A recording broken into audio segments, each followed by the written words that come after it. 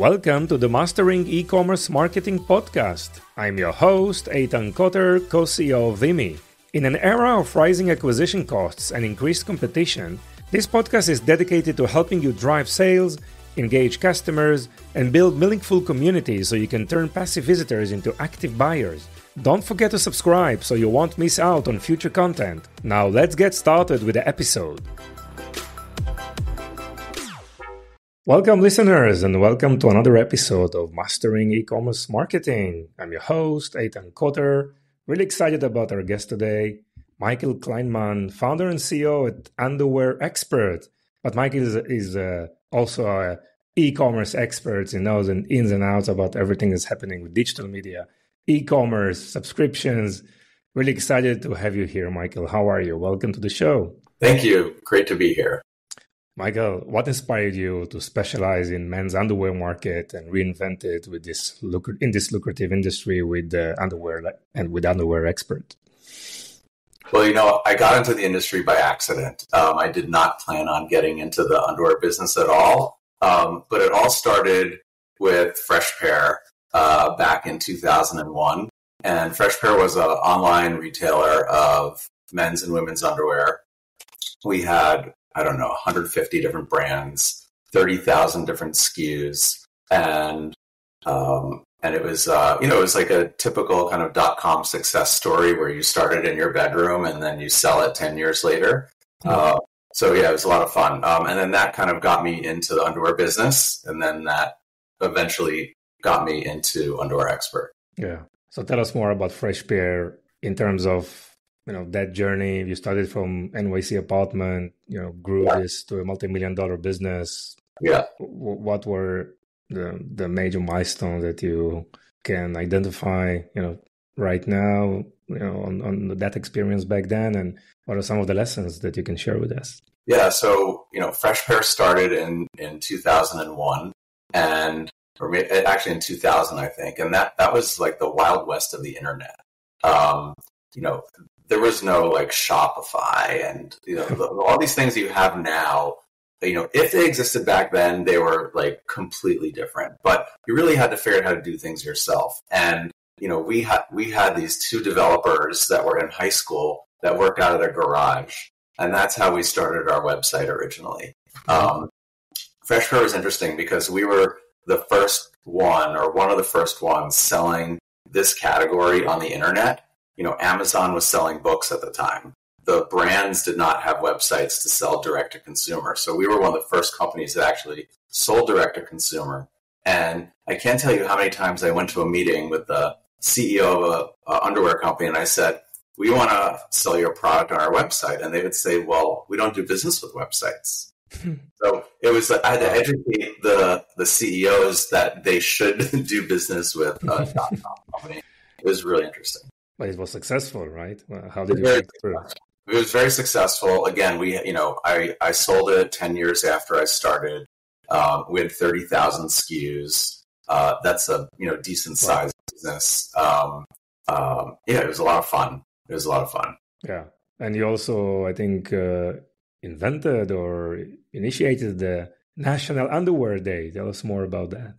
Yeah. So in 2002, actually, I was reading an article about Google and how, the algorithm changes and how it affects your search engine listings. And, in 2002, people didn't talk about SEO, right? Like it wasn't even, it was like the beginning of it.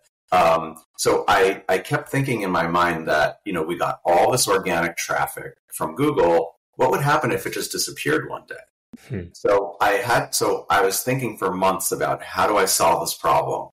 And SEO, whether it's 2002 or 2025, a lot of the basic kind of cornerstones of SEO have not changed, right?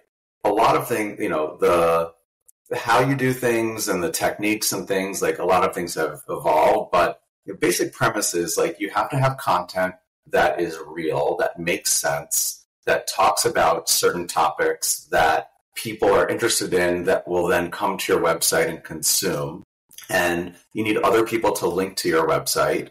And, there's certain like basic things, right? So in 2003, I was very concerned about this, and I decided that I needed a lot of inbound links. So I created National Underwear Day for the sole purpose of SEO. Now, it turned into a huge thing, but that's my original thinking behind National Underwear Day. Interesting. And what was the main lead generation activities or marketing channel you used with Fresh Pair? Well, back then, there was no social media. So most companies in that space at that time put their, paid media budget into Google ads. It was all like keyword purchasing. But National Underwear Day was interesting because National Underwear Day was a hybrid of PR and events. And, now we understand influencer marketing and the power of influencer marketing. But prior to people even using that term and doing what they do now, the vehicle that you used was public relations, right? And so National Underwear Day, I think if I had invented it yesterday, it would be like 100,000 times more popular. But back when I started in 2003, I hired some models off of Craigslist. We spent a very small amount of money, and we just showed up marching the streets of New York. And within a few hours, I had CNN following me. I did 20-something live radio interviews on my cell phone, and I had all this live TV that we did. And then every year it kind of got bigger until I was building a 50-foot elevated runway in the middle of Times Square with like a full production, like you were filming a movie, production set, and we were on Good Morning America, and we did like very large, like red carpet events, and it was a lot of fun. It became a very big thing. So obviously so many things has changed during the last 2 decades, right? No social media back then. Focus more on keywords. Yeah. I always wish social media. Okay. Well, what are the major differences that you see in terms of, running an e-commerce business? And probably the second part of the question, what's still, looks the same? It just keeps getting more complicated, but I think, with anything, it's like innovate or die, right? You have to keep innovating, keep trying things. When your business is going like this, you have to try stuff. Otherwise, it goes down. You always want to go like that and like that. And you have to just keep trying. It's like investing in the stock market. You try 50 things. Maybe one works, but that matters. And, you have to keep testing things. You try things. And, it's not an easy business at all. Sure. And it's like, how do you measure and how do you analyze, what's working and what's not? It depends on your specific business, but measuring is difficult because there are like a million different tools that do it. And if you try to compare them to each other, nothing is ever going to match. So each business has to figure out what they need to measure and then have the tools set up so that they're measuring the right things. My business would be different from some other person's business. So. And obviously there are so many different nuances, right? Like offline, online, and multi-channel, and marketplaces, and social. That complicated it. But then, I decided in, 2014 to go into the subscription business. And so Underwear Expert, after a Fresh Pair, I started Underwear Expert as a content marketing site. And we were getting like 1 million visitors a month, just with the content we had. We wrote thousands of articles and videos and the whole thing. And then I decided to get back into e-commerce, and I didn't want to do the same old thing that I did before because Amazon has taken over, and I don't need to compete with Amazon. I always loved the subscription model, and I never had the opportunity to try it. So I was like, let's do subscription. I created a very complex way of doing subscriptions, and then we got into the subscription business, which it turns out is much more difficult than not being in the subscription business. But I guess now I'm an expert on subscription businesses also. So. But being different is much, much more important than doing the same thing as others, right? So you mentioned Amazon as a competition. Yeah. I had no interest in doing the same thing again. I'm not going to compete with the brands that are selling direct to consumer. Amazon, all the marketplaces, and anyone can start an underwear company. tomorrow, the barrier to entry is significantly lower. You can manufacture stuff, even if it's low quality. You can make it quick. You can set up a website for like nothing. You could do it yourself. So that's going to be like the most competitive company, but there are like hundreds of little brands that pop up here and there. So yeah, the entire landscape has changed. I'd like to learn more about underwear. About the underwear expert, about the company. What do you think differentiates it beyond the subscription model? Because I have many other questions around the subscription model that will come later. Sure. So when I was at Fresh Pair, we had different customer segments, and one of the things I learned is that you can't be everything to everyone unless you're Amazon. And I didn't want to that just wasn't the direction I wanted to go in. So I always think that, if you're going to have an online business, you have to specialize in something. If you get too specialized, that's not necessarily good. It really depends on the market size that's available and what your advertising dollars look like. So I wanted to focus on the gay niche, because if I was focusing on the department store customer, it would make no sense. I couldn't. I didn't want to start my own underwear brand because I just didn't want to start a brand from scratch. And I wanted to leverage all the relationships that I had, from like more than a decade of being in the industry. And, I've helped put brands on the map. And I know that those relationships are so unique that like people would help me out. So, and that's really what happened. I started Underwear Expert as a curated subscription. So in subscription terminology, it would be like a dynamic bundle. We don't think about it that way, but that's like the way I would explain it to someone that understands subscription. So every box that you get is different from every other box you get. You never get the same thing twice. We have 50 plus brands. We have a few thousand different SKUs, and we're bringing in hundreds of things a month, and we're buying small quantities. So there's always a lot of newness, because the men's underwear business, at least in the fashion segment or the gay segment, is all about newness, right? So it's about discovery of brands and products and newness. So that was kind of the basic premise of Underwear Expert. We want to curate the best of the best in a certain price category. We know that with any subscription, the number one reason you cancel is because you have too much stuff. So we wanted to make a highly flexible subscription. If your waist size changes, if you hate the color purple, whatever it is, you can customize that at any time and change it at any time. And as Underwear Expert has evolved, since we became so big in this gay niche, we've brought on other products that the customer is also purchasing as one-time add-ons. And then over the years, we evolved Underwear Expert so that you don't have to sign up for the subscription. If you want to just buy the stuff that we have, you can do that too. But in the subscription, the pricing is a lot better. Yeah. Love the strategy. So you had the relationship with the brands, what's even personal relationship, what's working in terms of the product itself and whatnot. The process of zooming into the gay niche, this is something out of the gate, or you did some research, or you evaluated a few other segments, or it was something. Essentially, if you're going to go after the really big brands, you're not going after the gay niche. All the specialty brands are pretty much in the gay niche. And I had all of these relationships already. So it happened very easily.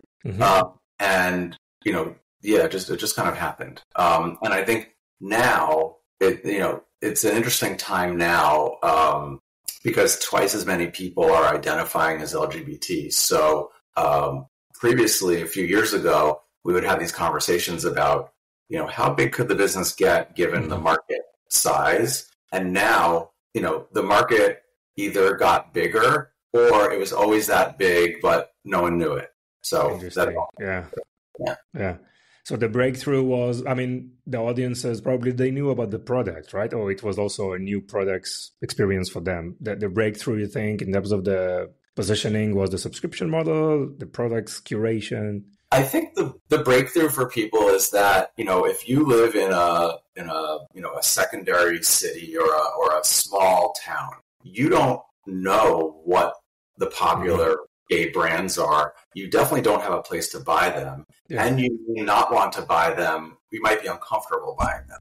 So for Underwear Expert was a discovery process for a lot of people. And what's interesting is, and I kind of did this by accident, but by starting as a content marketing site, in the 3-4 years that we were a content marketing site, we wrote 8,000 articles, we did 400 YouTube videos, and we did like hundreds of photo shoots. So we just had this massive amount of content out there, and we would read these comments from people that, they didn't realize they were gay until they watched our YouTube video, or they started like coming out because of our content. And I think our content helped a lot of people kind of grow up a little bit. And then they knew of Underwear Expert, even if they didn't know that Underwear Expert sold anything. It became part of the culture. Yeah. And the same way that National Underwear Day became part of the culture. I remember years ago, someone that worked for me came into my office and they said, National Underwear Day is now a question in Trivial Pursuit. It was like, I forget what the question was, but the answer was National Underwear Day. And I think if you can make it into pop culture, then, it's really hard to do it, but that's what you want to do with any brand, right? I think Underwear Expert made its way into gay pop culture and gay culture through the content we created, but we also were doing influencer marketing way before people were talking about influencer marketing. And in 2016 and 2017, we built a massive influencer program. So I think that also helped, grow the company in the early years.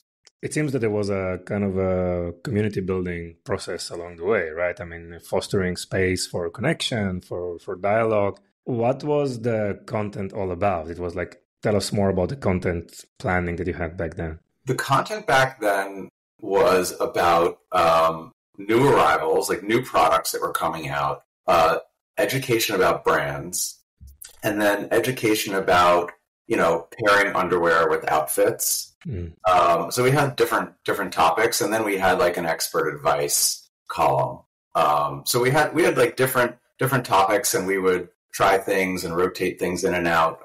A lot of the content was about unboxing, like an unboxing experience, which, you still do that with influencer marketing, but that's not the sole thing that people do anymore. But back then we were doing unboxings before people were doing unboxings. Yes.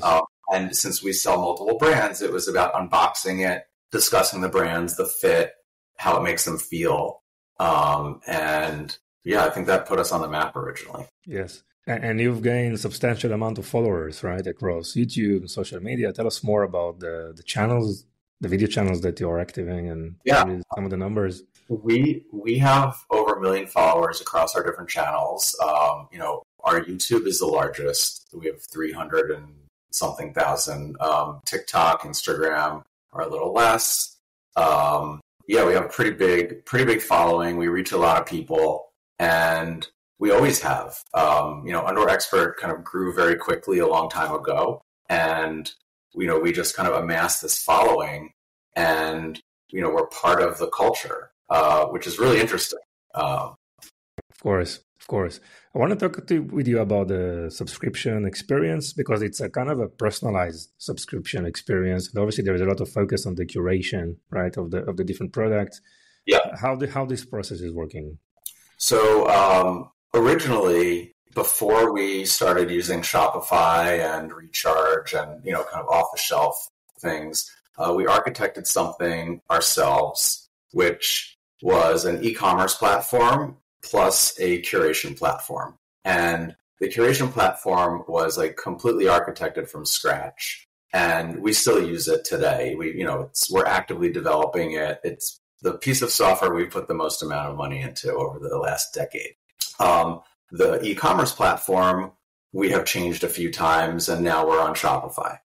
And the subscription software we've changed a few times, and now we're on Recharge. So our tech stack is Shopify Plus, Recharge Pro, and then we have this middleware, if you want to call it that, which handles all the advanced features that those two platforms don't do or can't do or won't do. And it does a lot more than that too. In terms of creating a curated subscription, all subscription software does is essentially schedule your next box, right? Based on a frequency and a variant that you're purchasing. That's essentially what subscription software is. And then in the last few years, the subscription software providers have realized that they need to do more than that. So they have like a whole lot of other features that they provide. Recharge has a significant amount of features that makes it easier to manage a subscription versus just kind of using a bare bones package and doing everything yourself. And that's, I think, if you're going to run a subscription, Recharge is one of the most amazing software packages to use because of the vast amount of features that they have. As far as us, we're trying to curate based on more information than Recharge is going to kind of house. So our middleware handles, housing all the attributes of the customer, their entire purchasing history. We built a tool that allows the customer to preview their next box and make changes to it, and it all kind of works with real-time inventory reservations. Because if you select something, you need to be able to get that thing in your box, even though we haven't charged your credit card yet and we haven't created an order for you yet. So we have a lot of real-time inventory, kind of live swapping of products. If you change your attributes, then the preview and refine changes. And then there are a zillion other features that we built to allow a customer to kind of manage all the things that they would want to change within an underwear subscription. But then our custom software does a lot more than just that. So it does curation for any kind of apparel, sizes and colors. And I've always been told that the software is worth more than the whole entire company. So maybe someone wants to buy that. So we have this very advanced curation software. And then it also has our purchasing system, our forecasting. We built a custom forecasting system for the underwear subscription to forecast inventory across, multiple brands. We built a massive amount of custom reporting, accounting, inventory accounting. It integrates to multiple third parties, the warehouse, Shopify. It's extremely sophisticated. It's definitely, a multi-million-dollar software package in itself. That's really the secret sauce behind underwear. And this is probably a great example of how do you foster innovation while keeping operational efficiency, right? That piece of software, you call it the middleware or probably the backend or the brain behind the whole operations, is helping you out with forecasting, with inventory management, shipment. Just making sure shipment are more, the efficiency. And that's probably a good example of how do you balance, right, innovation and operational efficiency in your business, right? Yeah, I've always tried to run my businesses as lean as possible. And, everyone says, well, do you have an office? Does everyone work remotely? How is the business structured? In the early 2000s, I set up my first business so everyone could work remotely if they needed to. Now, we always had offices back then, but I've always had businesses where you could do everything remotely. And we've always done things as kind of efficient as possible because I never wanted to run a business the way they ran businesses decades ago. I didn't want the overhead. I didn't want the red tape. I like to do things very quickly, come up with a good idea, execute the idea, move on to the next one. I don't want to talk about it for 12 years and then implement it, and that's not the speed of my brain, nor is it the speed of business today. So yes, you need to test, reiterate. And I like what you mentioned because you gained a market share and then you offered more products. So kind of this land and expand type of strategy that comes into place. You just have to move quick. And you know what? You don't make the same mistake twice. You make a lot of mistakes, but you just keep learning and you keep moving on. And that's how I try to run things. So yes. Michael, what have you learned about customer acquisition over the years, and how do you see the current status? Your January 2025. How do you see the, let's say, ecosystem around customer acquisition? I think customer acquisition is way too expensive, way too complicated. And if you don't think it's complicated or expensive, or if you think you can just start a company and immediately get customers, like you're just living in another reality. It is so expensive to acquire a customer, and it is so expensive to keep a customer. And you need to have like everything working together, in a complementary fashion between your paid acquisition channels, your content strategy, your influencer program, just everything, email, like everything needs to be working together. You can't just have a couple things. You also need to figure out how you're attributing your sales, because it's very complex to do attribution. And if you're in a subscription business, it's even more complex, because a lot of the software packages will consider all of your renewal orders as conversions, when in fact you can look at lifetime value, but you can also just look at the first order that comes in and attribute that to your marketing dollars. So there are a lot of different ways to look at things. Every business is different, and lifetime value is different, average order size is different. Ultimately, you need to figure that out in the beginning, and get all the channels working together, because people do not just see one thing and then buy something. There are multiple touch points over, days, weeks, months. Like, it depends on your business. Maybe you hear about it on a podcast, you get an email, you see a Facebook ad, you see an influencer. Like, it could be multiple things. So this probably, I hear this a lot about this holistic marketing approach, right? Which just different channels contribute to different values and activities, and together with this is the difficulty to attribute, right? Exactly as you mentioned, how do you attribute some activity towards the other? And obviously, that's a type of, I think the focus probably going to be this year about how to implement this holistic marketing wisely, how to kill, failures, fast, and just move on and try different things and attribute and measure in a very fast way. And obviously AI can help a lot here, and there's a substantial place for technology. And what are some of the future trends that you see specifically on this e-commerce subscription space, maybe particularly in the apparel industry? What's next?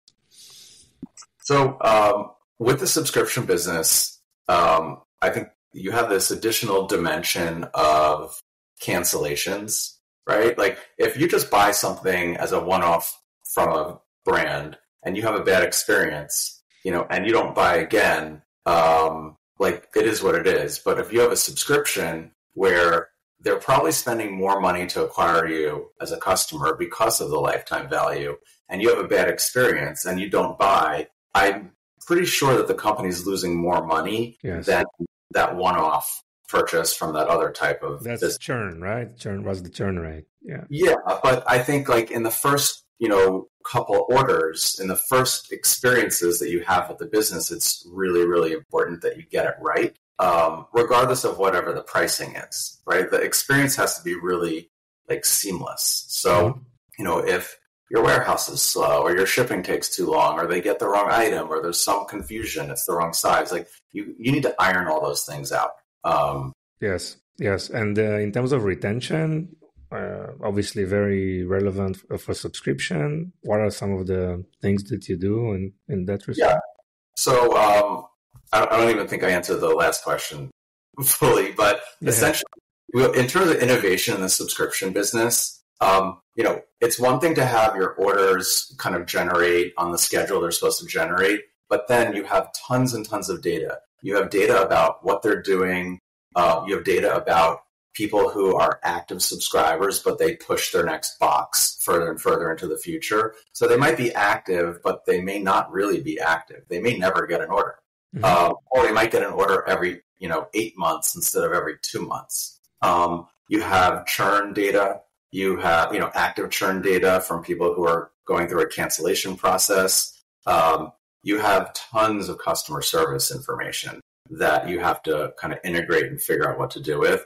And then you have passive churn, people, credit card issues where, the card doesn't go through. Overall, you just have tons of data, and each business is different, but you have to figure out how to use that data, and, hopefully AI can help with different aspects of it. So from a churn perspective, we have, a flow that people go through when they attempt to cancel. We take them through a whole bunch of different things that attempt to reduce the cancellation rate. And we've been able to, reduce our cancellation rate by, a large double-digit percentage since we did that. Nice.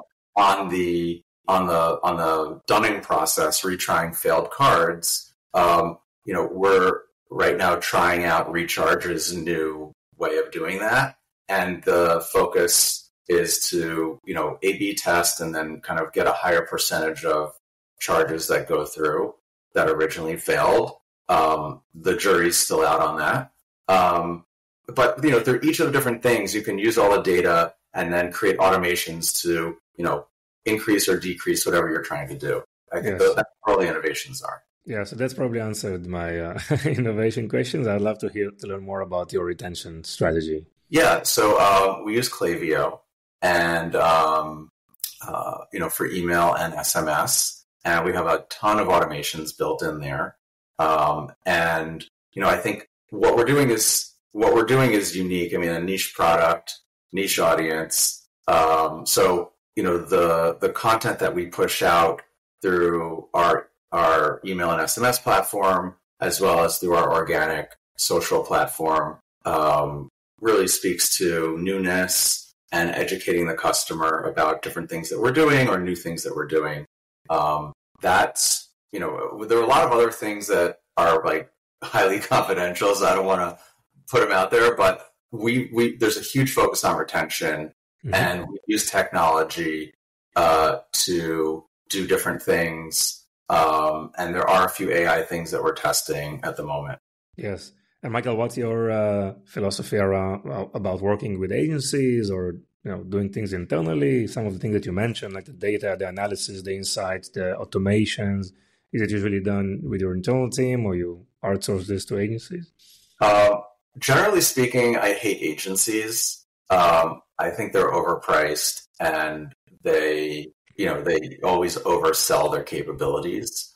Not all agencies. I work with a few agencies, usually smaller ones, where you find really smart people who really kind of understand your business as well as you do. But it's hard to find really good people. I prefer to do things internally because it's much more efficient. It really depends on what it is. A lot of things now you can do with software. So maybe there's a software package and there's an agency, but then there's some internal resource that's helping with it also. So yes, got it. Great, Michael. So how people can find Underwear Expert and maybe find you? Yeah, you can go to underwearexpert.com to check out Underwear Expert, or if you want to connect with me, you can go to LinkedIn and just search my name, and happy to chat. Great. And we obviously share all this information in the show notes for the episode. Michael, thank you so much. It was really, really interesting. Wish you an amazing year. Thanks so much. Thank you for listening to the end of this episode. If you found this episode valuable, please subscribe so you won't miss any of our future content. And if you could share this with just one person, it would make all the difference. Are you looking to accelerate your sales with the power of shoppable video? Explore Vimy, the video commerce platform that includes live shopping, shoppable video, and social commerce capabilities. Visit Vimy at www.vimy.net, that's VIMMI.net, where you can start with a free for life package. We appreciate your support and look forward for bringing you more valuable insights in our next episode.